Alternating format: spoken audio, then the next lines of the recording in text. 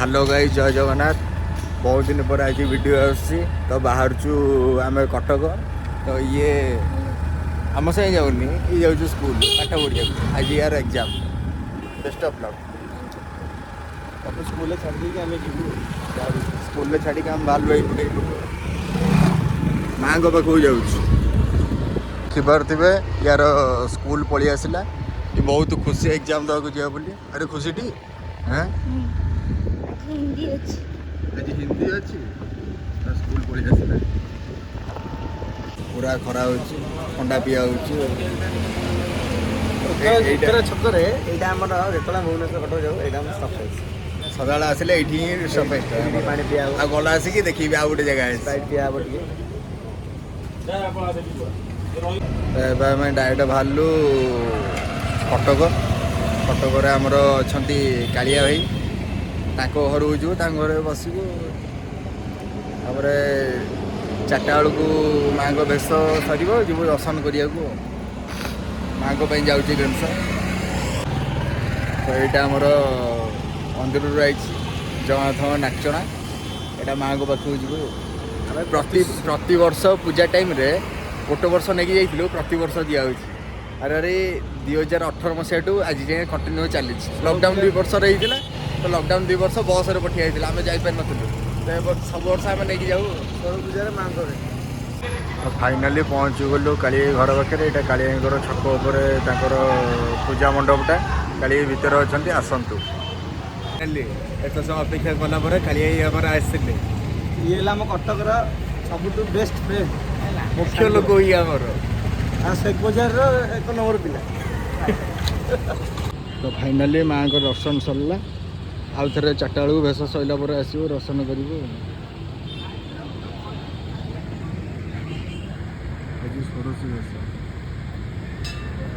कटक सहरटा गली गली भाया लगे आईना गोटे गाड़ी 3 तो बर्तमान माँ को दर्शन सरला दर्शन सारिक बाहरलु घर को जाऊे ना आम खटिक एटी भी आम खटी अच्छी से पुरी खाली बांका दुकान खटी नुह ये स्टाडियम खटी सबुठ खटी माँ को आज षोड़शी बेश दर्शन कलु बहुत सुंदर बेश था बर्तमान जाऊँ बहुत बढ़िया से दर्शन है। तो कटक एना बाहर बर्तमान हाईकोर्ट पाखे अच्छु आम बाहरलु घर को तो काली आमको मूल्यवान समय भितर आमको समय काढ़ी धन्यवाद अशेष अशेष धन्यवाद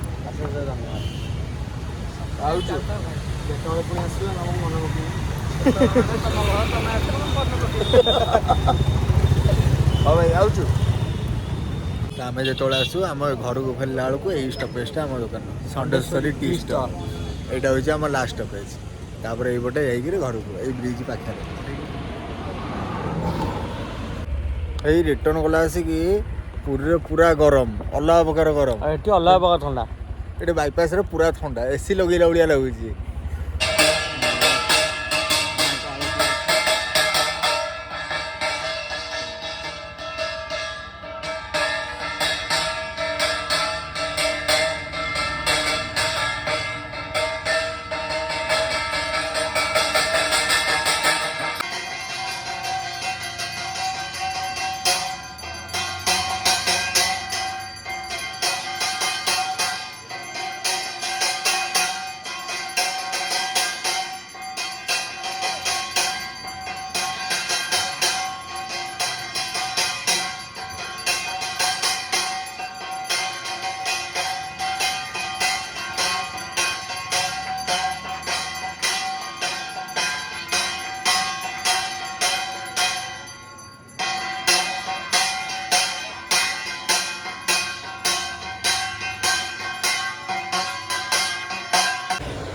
तो भलरे भलरे पहुँची गलु पुरी रे आम नहीं गलु मेडिकल छक ट्राफिक ये तो देवल देखा ना आगे आगे देवल देखा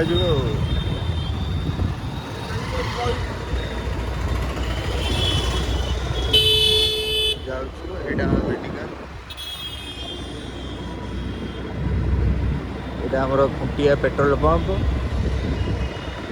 तेल टांकी जोटा कि 24 घंटा बर्तमान खोला हो सारा आउ के बंद ना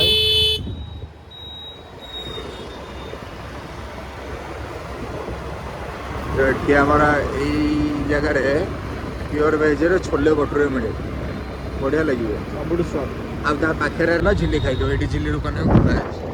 ଏଇଟା ହେଉଛି ଝିଲି ଦୋକାନ, ସେଇଟା ହେଉଛି ଛୋଲେ ଭଟୁରେ।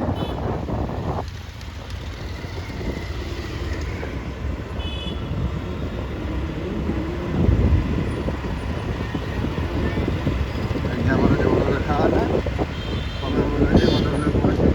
ଜୟ ଜଗନ୍ନାଥ।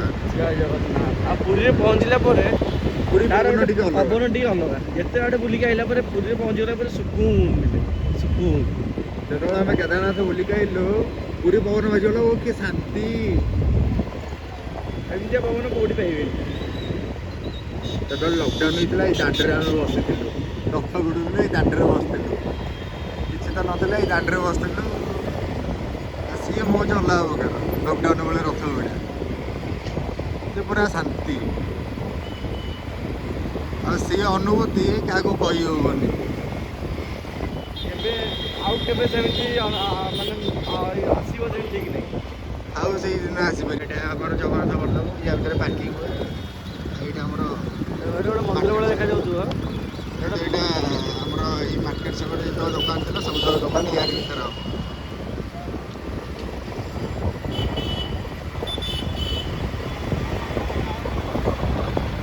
ତାପରେ ଏଇଟା ବିଗ ବଜାର ଥିଲା, ତ ବିଗ ବଜାର ସବୁ ଟିକେ ସ୍ମାର୍ଟ ବଜାର। ଆଉ ଏଇଟା ସ୍ମାର୍ଟ ବଜାର, ଯାହା ଯେତେବେଳେ ଦରକାର ସ୍ମାର୍ଟ ବଜାର ପଳେଇ ଆସୁଛୁ। କିନ୍ତୁ ଭଲ କଲେକ୍ସନ ଡ୍ରେସ୍ କିଛି ନାହିଁ, କିଏ ଆସିବନି ତାଠୁ ବେଟର ଟୁଲସି ପଳେଇ ଆସିବ। ଟୁଲସିର ଭଲ କଲେକ୍ସନ ଅଛି। ଏଇଟା ଆମର ଟାଉନ ଥାନା, ଏଇଟା ହେଉଛି ଭକ୍ତ ନିବାସ।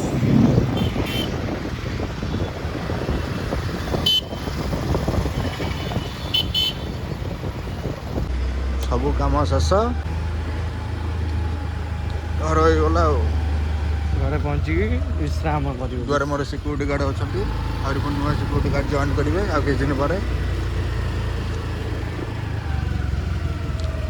ପହଞ୍ଚିଗଲୁ ଘରେ।